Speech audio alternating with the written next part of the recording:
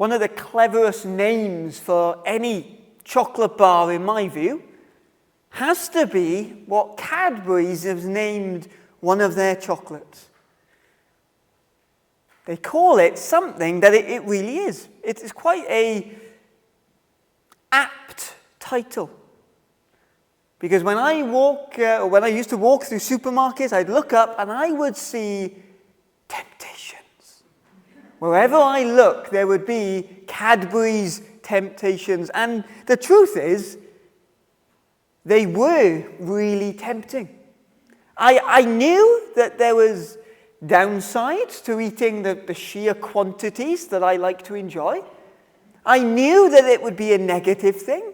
I knew it wouldn't bring me lasting joy. I knew it wasn't going to be something that would stand the test of time. I knew it wasn't very healthy for me. But it doesn't take away the urge, does it? To want, to look, to see, to take, to devour. It's a very clever name for a chocolate product because we all feel that. I shouldn't. But I do want to. We all experience that. Now, it might not be chocolate for you. You might be a lot more restrained in that area. But as Christians, even as Christians, temptation is something that is all around us. We are constantly tempted. We are presented with things and opportunities that we should not take. Last week, we looked at Joseph, who was faithful in the small things. This week, we're going to look and see how Joseph is faithful in a much larger temptation. This morning, we're going to look at the account in Genesis 39 of Joseph. But I want to look at it a bit more thematically. I want us to think about it as a theme. I want us to consider temptation. And specifically, I want us to consider the what, the how, the why, and the when of temptation. I want us to consider this great topic of temptation through the lens of what Joseph experienced. Because what Joseph experienced thousands of years ago is still what you and I face today. And so we've got a lot to cover, and I'm going to try and move through very briskly. But I've printed out, which I don't normally do, a sermon outline. There'll be a lot of sub-points and a lot of things for you to think about when you go home. I'm not setting formal homework. But there's a lot of things that we need to remind ourselves with. So these are available at the back. Please do pick them up and take them and use them and pray. But as we look at Joseph, what we're going to see is, what is this thing of temptation? How do we resist it? Why should we resist it? And what do we do when we fail and mess up? Well, my first point is simply, what is temptation? If I'm going to be talking about temptation, I better well define it. Temptation is defined as the desire to do something, especially something that is wrong or unwise. Another dictionary definition of temptation is the act of tempting, enticing, or luring. And some synonyms of temptation are inducement, seduction, a pull, an attraction, an allure. In our Christian lives, we are constantly pulled in any number of ways. Do this, say this. Go here, be there. Don't do this, don't do that. We are pulled in constant opposing directions. Paul, in the New Testament, has spoken quite a lot about the concept of the new man and the old man. As Christians, as people that love and want to live for Jesus, we want to live for Jesus in everything. The problem is, our sinful, human, fallen nature doesn't want to live for Jesus. He wants to live for me, for myself, for who I am, for what I can get, for my greed, for my satisfaction, for me, for me, for me. And that is the wrestle of the believer, to live for Jesus Christ or to live for ourselves. And what I want us to see from the life of Joseph is how cunning and specific temptation can be in our lives. The first thing that we see in terms of what temptation is, we see it in verse 6. The very end of verse 6 says, "Now Joseph was handsome in form and appearance." We read in verse 6 that Joseph was very good looking. Now we don't know what Joseph looked like. We can presume he looked a lot like me.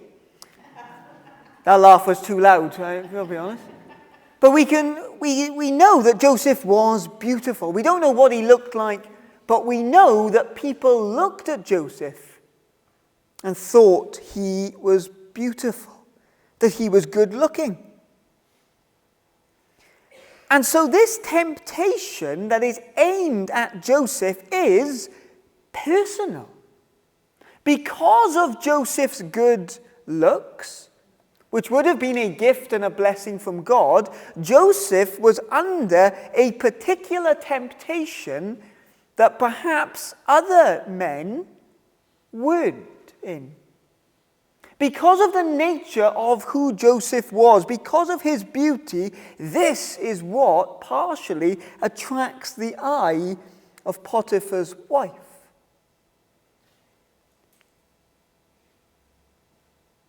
Temptation is personal. For Joseph, he was tempted because Potiphar's wife saw him and was filled with sexual lust. But I want to apply this out not just to sexual temptation, but to all forms of temptation. Every time you are tempted to do something that is ungodly or wrong, it might be that you struggle with a particular thing that somebody else doesn't struggle with, because they struggle with something else that's personal to them. And I think we have to understand that in the Christian life, our struggles are all against sin, but our struggles are all different. Some people struggle to resist drinking alcohol in excess. Some people struggle with pride. Some people struggle with pornography or sexual sin. Some people struggle with anger. Some people struggle with bitterness or jealousy. And then there are times in our lives where we probably experience great temptation in all of these fronts. But there are some sins that are particularly difficult for who we are. And I think sometimes, Christian, it is good to take time to reflect, where am I most weak? What is an area of my life that I continually stumble or fall in? Because if the devil knows it, he will exploit it. The second thing we learn about temptation is that temptation is persuasive. Verse 7, "After a time his master's wife cast her eyes on Joseph and said, 'Lie with me.'" I want us to acknowledge the power imbalance between Joseph and Potiphar's wife. Joseph is a foreigner. He's in a foreign land. He's a slave. He's got no legal rights. He's got no power. He's potentially got nobody else to back him up or to support him. He's alienated in terms of his faith and his belief. The culture of the day in ancient Egypt was very different. Adultery and immorality was very common. So Joseph opposing something, he's opposing the culture itself. Whereas Potiphar's wife had power, she had friends, she had wealthy husbands, she was presumably beautiful because she had access to all the beauty products of that day. temptation, the desire to sin, it can be persuasive. And sometimes it is very overt and obvious. Potiphar's wife's demand is very straightforward, isn't it? Come and lie with me. It's direct, it's obvious, but it's still quite a persuasive proposition. Sometimes sin can look appealing and attractive. If sin was not appealing or attractive to look at, I don't think we would do it as often as we do. We have to be honest about the reality of temptation. It is persuasive.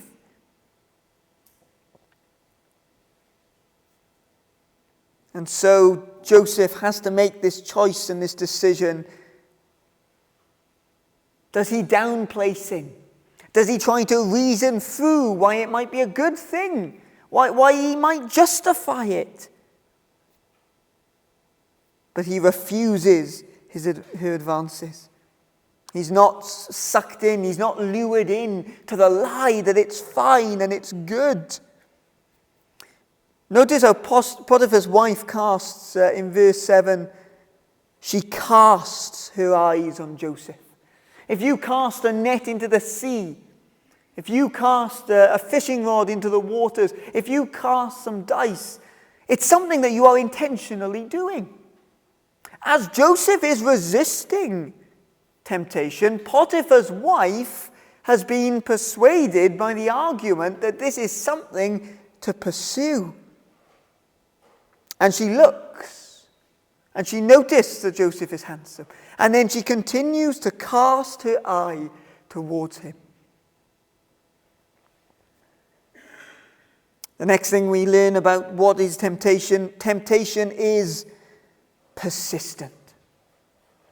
If you've ever been tempted to do something wrong and you've said no, you will never be tempted to do that thing ever again, will you? It's really simple. You say no once, and then for the rest of your life, you never have to deal with that temptation. That's not my life, and I'm sure that's not yours. Temptation is an ongoing battle. You say no, and then the same issue crops up again, and you must again. Christians say no. No to living like the world. No to living against God. No to legitimizing sin. And yes, to loving and living for Jesus, my King. Sin is persistent. Verse 10 is where I'm taking this from. And she spoke to Joseph day after day.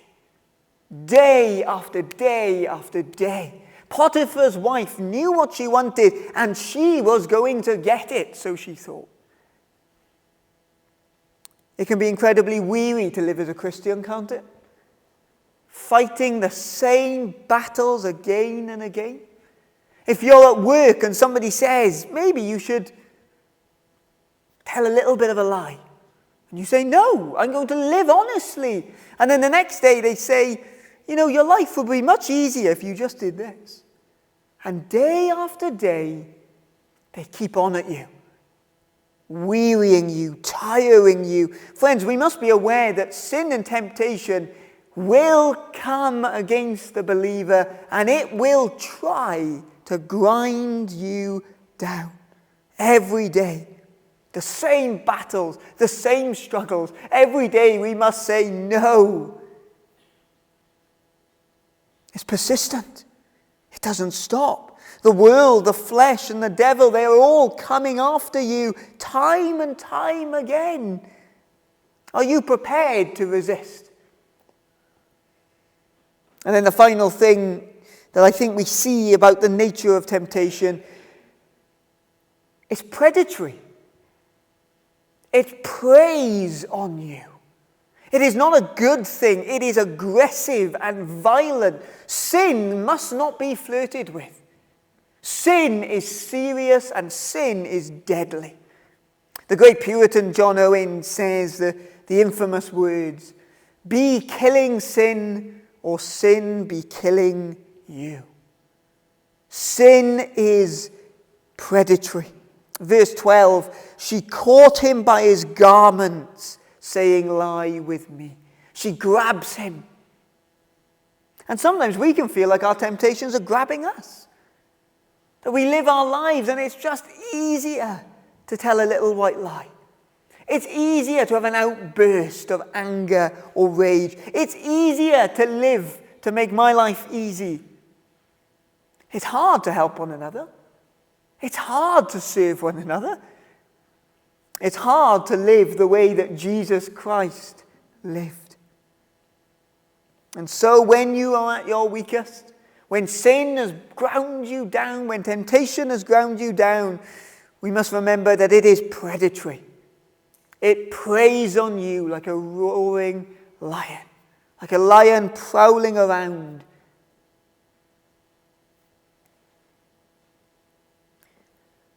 But we must resist sin.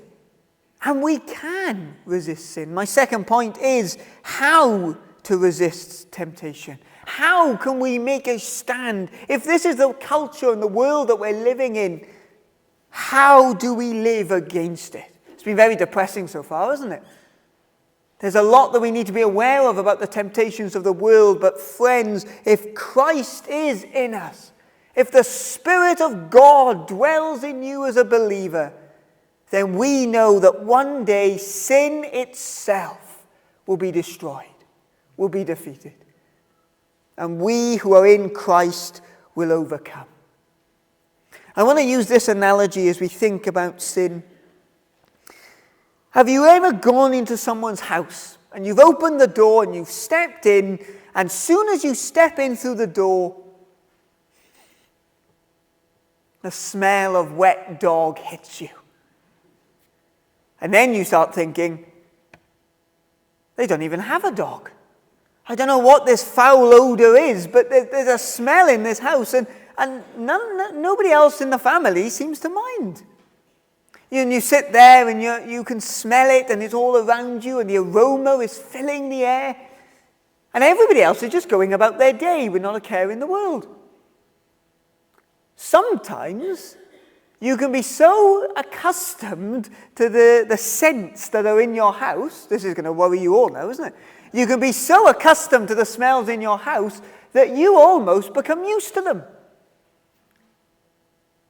And in the same way, friends, we can be so living and flirting with sin that sometimes we just can't recognize it anymore. Sometimes sin becomes so much a part of our lives, we're trapped in it, that sometimes we do not even realize that we are stuck in it. And so on Monday morning, when you're confronted with a desire to sin, maybe this afternoon when you're confronted with a desire to sin, how can you recognize it? How can you resist it? How are you to live for Jesus instead of living for yourself? Well, the first thing that Joseph does is we're to refuse. When sin presents itself, when temptation appears, very simply, Joseph refuses. Verse 8. But he refused. This should be it should be the natural instinct. It should be instinctual response to having a sinful idea. Sometimes a thought will pop into your head and you must shut it down. Sometimes you don't know where that thought came from. Sometimes you're embarrassed or ashamed about why would I even have thought to have said that to someone or to do that. And when thoughts or sinful ideas, or when other people say and suggest sinful things, our first response must be refuse. We must not entertain it. We must not dwell on it. We must shut it down where it is. It's not easy, but it's essential. The second thing is we must reason. Joseph takes the time to think through why sin is so wrong. Verse 8. He refused, and he said to his master's wife, "Behold, because of my master has no concern about anything in the house, and he has put everything that he has in my charge. Joseph is reminding himself, look, on a physical level, sin is bad. On a physical human level, Potiphar has been fairly good to Joseph. Joseph is still a slave, but he's fairly well treated. He's well respected. He's well looked after. I wonder how often we give in to sin because we do not think about the human consequences. I wonder how often we give in to sin because we do not think about how it will affect other people. Let's not forget that Joseph, because the Lord is with him, is a blessing to the household of Potiphar. I wonder how often we do not consider the consequences of our actions. The next thing that we must do, we must remember. The most critical verse in this passage is verse 9. Joseph concludes this great conclusion. When he is faced with great temptation, he says, "How can I do this great wickedness and sin against God?" Friends, when you are tempted to sin, remember two things. Remember how wicked and vile sin really is. And remember who it is you're sinning against. How can I do this great wickedness and sin against God? See, Joseph recognizes and realizes that everything that we do wrong, it doesn't just hurt us, though it does. It doesn't just hurt other people, though it does. It doesn't just hurt our Christian witness, though it does. All sins are ultimately against him, the Lord, the Holy One, the Matchless One, the Creator of all things, the one who loves you, the one who died for you, the one who gave his life up that your sin would be defeated on the cross. He is the one that you sin against.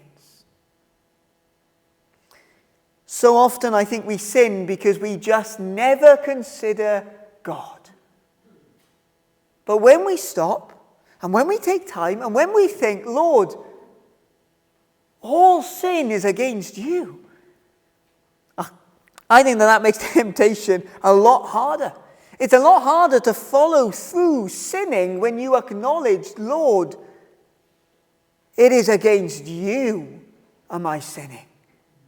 There are many biblical characters that come to that recognition that it is against the Lord. It is hard to sin when you take the time to remember the one who loves you is the one that you are sinning against. When we sin, we are making light of the finished, accomplished work of Jesus Christ. If we valued the cross in a way that we should, if we were overwhelmed by the sacrifice that Jesus has made for us, surely that should make us more resistant to sinning. For we know the price that was paid. We know the penalty of our sin. We know that all sin leads to death. And we know that Christ has died in our place. Remember God. Remember who you sin against. The other thing that we can do when we are faced with temptation, we can restrict. We can set boundaries around sin. Verse 10 says, "And as she spoke to Joseph day after day, he would not listen to her, to lie beside her, or to be with her." Joseph wouldn't listen. As she tried, Potiphar's wife, again and again, every day, "Come over here. Just sit with me. Just come over here for a little bit." He wouldn't listen. He wouldn't entertain it. He set boundaries He knew where the temptation was, and he stayed well clear of it. Verse 11, but one day when he went into the house to do his work, and none of the men of the house were there in the house. Verse 11 is the context for where it all goes wrong. For when Potiphar's wife sets herself upon Joseph, there's no witnesses there. Now, is it an accident that there was nobody there? Had it just been luck that every other time Potiphar's wife had approached Joseph, there were people around? I don't think it was. I would like to argue that if Joseph was in charge of managing Potiphar's house, Joseph would have had some say in the affairs of the house, including the other slaves in Potiphar's household. I don't think that it was coincidence that Joseph was always around people. I think that Joseph, because of the position that he had in Potiphar's house, made sure that there were always people around. I think Joseph built barriers or restrictions. I think Joseph was trying to protect himself as best he can. We can have a chat later, see if you agree with me. But friends, I think we need to think about how do we put in restrictions that we do not fall into temptation. Maybe it's not going to a certain place. Maybe it's acknowledging that doing a certain thing would be unwise. Maybe, and this can be very hard, it's a certain person. The more you hang around with them, the more you are likely to sin. Maybe it's about the timings of when you sin. Do you fall into temptation late at night? How do you fall into temptation? Friends, we must be thinking about how we can resist sin, about the restrictions that we can place around it. If we have a particular tendency to a particular sin, what mitigations are we going to put in place? I don't think it was an accident. I think Joseph was restricting the temptation as best as he could. And then the final thing, and maybe the most important thing, when all else fails, run. That's what we learn, isn't it? We run. Verse 12, she caught him by his garment, saying, lie with me. But he left his garment in her hand, and he fled, and he got out of the house. He ran. He scarpered. Sometimes, friends, there might be times where you think, if I stay in this situation anymore, I will break. I will fold. I will sin. Run. Flee. I don't care if it's physically. I don't care if it's spiritually. I don't care if it's metaphorically. Run. Why would you stay where the temptation is so great and so hard? As far as you are able, it is unwise to hang around somewhere that might lead you to sin. And Joseph flees. He leaves his coat, he's in such a hurry, and he runs. It is better to retreat than to lose the battle. And we're even told in James chapter 4 and verse 7, submit yourselves therefore to God, resist the devil, and he will flee from you. Because the Spirit of God dwells in us as believers, we have the capability to overcome sin. We can resist. Joseph doesn't linger. He doesn't stay in the presence. But he flees. He gets out of the situation. I wonder, friend, do you run away from sin, or do you flirt around the edges with it? I'll just say hello to Potiphar's wife. I'll just enjoy the attention of Potiphar's wife. Friends, Joseph flees, runs in the complete opposite direction. My third point is why resist temptation, and you've got the notes on the handouts. I'll be very brief. Verses 13 to 23, Joseph does what is right, and he ends up in jail. If you are doing what is right because you think that will get you blessings from God, you are in trouble. Joseph did what is right, and he went from pit to Potiphar to prison. Joseph does what is right. He did nothing wrong, and yet, because of a false, vexatious allegation, he's in prison. Christian, you might live for Jesus in your workplace, and it might cost you that promotion. It might cost you that job. You might lose out materially because you have lived for Jesus. The reason why we resist temptation is not for material things. For living for Jesus might cost us a lot. Friendships, family, it's hard. But we do not live for material benefit, but we live for spiritual benefit. We should be doing what is good for our souls. Joseph is in prison. He's suffering. He's falsely imprisoned. He's falsely accused. His reputation is in tatters.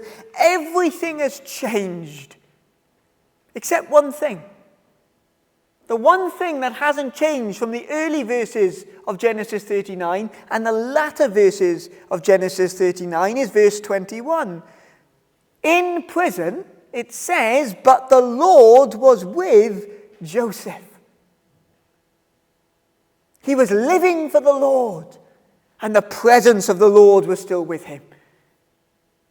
And as he flourished in Potiphar's house, so he flourished in the prison. Jesus asks himself, for what does it profit a man to gain the whole world but forfeit his soul? Friends, do not live for the material world. Live for your souls. Live for what is lasting. I wonder, do you honestly believe it is better to lose everything materially, but to have the presence of God with you? Do we believe that? That to have the Lord with us, to be with him, to be walking with him, it's greater than anything the world can offer us. And then finally, when we fail to resist temptation. We can read this account of Joseph, and sometimes we can think, right, don't sin. That's what Genesis 39 is all about. Don't sin. And to some extent, a large part of Genesis 39 is about resisting temptation. But what do we do when we inevitably fail? Because each and every one of us in this room will be tempted at some point in our lives, and we will fail again and again and again. What do we do? Where do we go? Well, two things just on this point. The first thing is we can triumph because Joseph triumphed. Joseph is an example that you can resist sin. It is not completely futile. It is not completely lost. Christian, it is worth making a stand. It is worth trying to live for Jesus. It is worth standing up and doing the right thing. But when you fail, I want you to remember,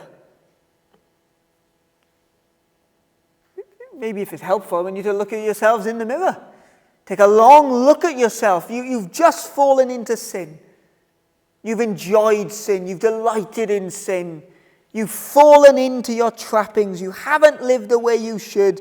And I want you to look in that mirror and declare, I have failed, but he has triumphed. This is not a legalistic message. Be good, resist sin, and I'll see you in heaven. That's not what this message is about.